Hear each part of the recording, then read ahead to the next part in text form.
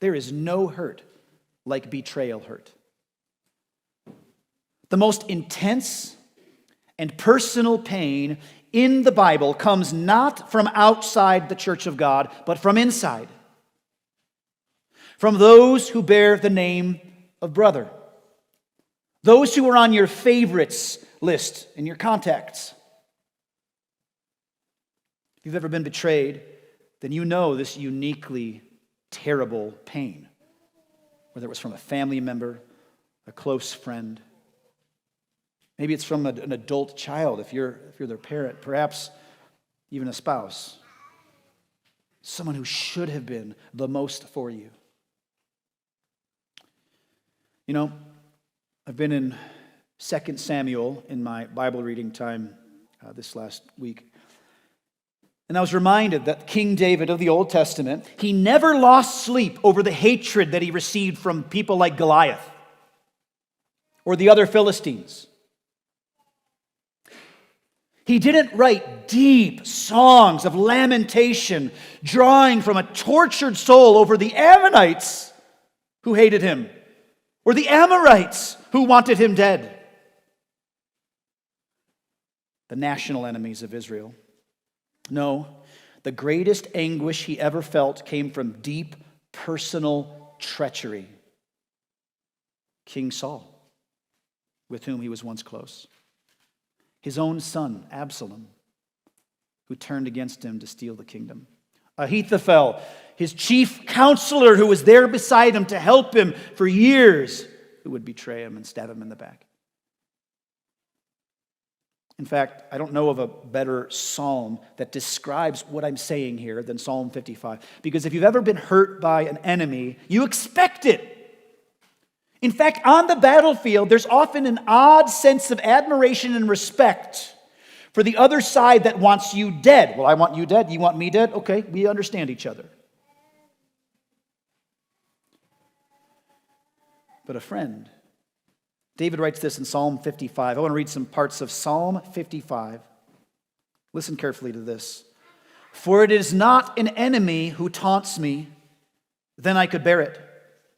It is not an adversary who deals insolently with me, then I could hide from him. But it is you, a man, my equal, my companion, my familiar friend. We used to take sweet counsel together.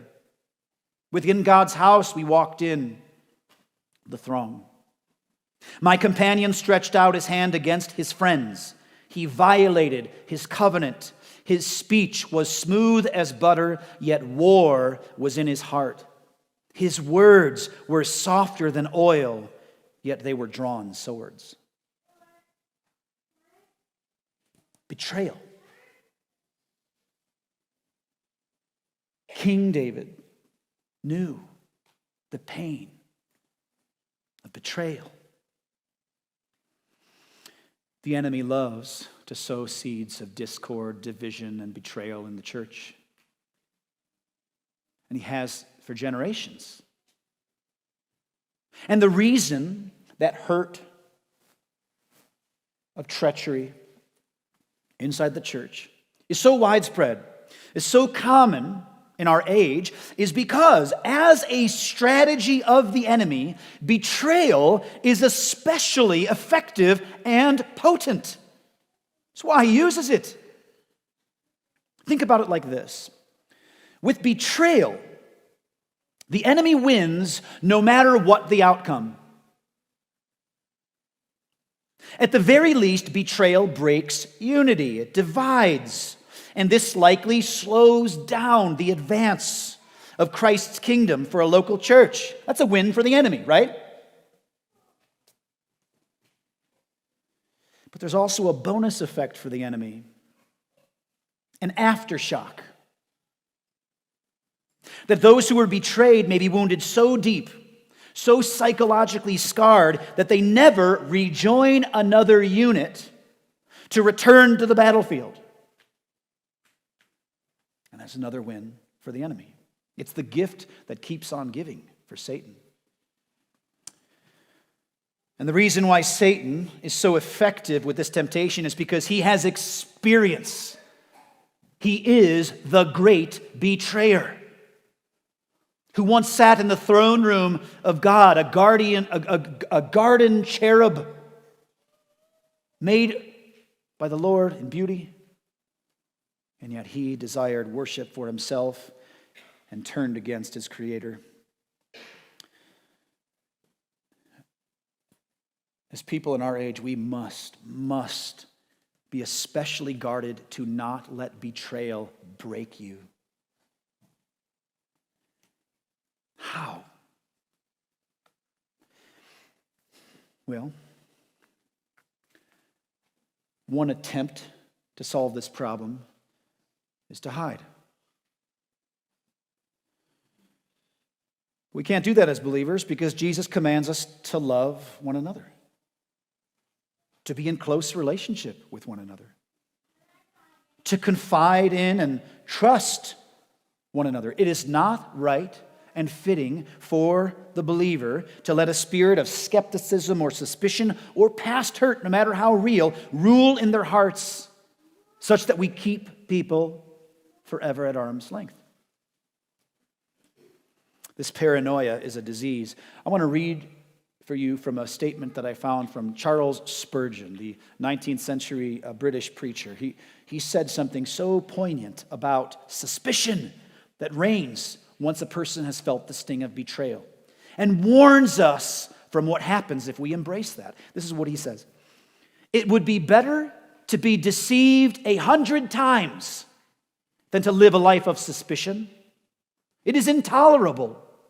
The miser who traverses his chamber at midnight and hears a burglar in every falling leaf is not more wretched than the man who believes that plots are hatching against him and that reports to his disadvantage are being spread.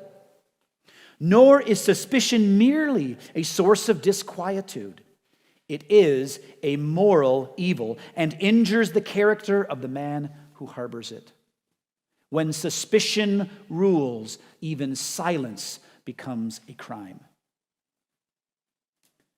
The Christian life demands that we be in such proximity with one another that we invariably become vulnerable to future betrayal. This is the hardest pill to swallow regarding betrayal. There is no biblically justified defense against it. Did you hear that? Betrayal is an evil against which there is no God-approved defense. But there is a cure.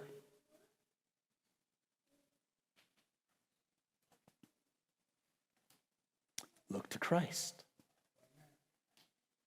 He knows that pain. Even the imperfect King David knew this. At the end of Psalm 55,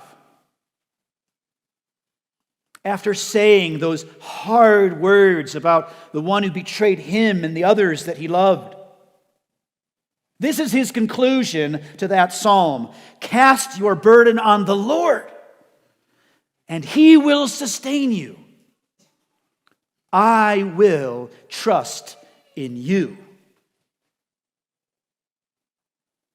There is no defense against betrayal, but there is a cure.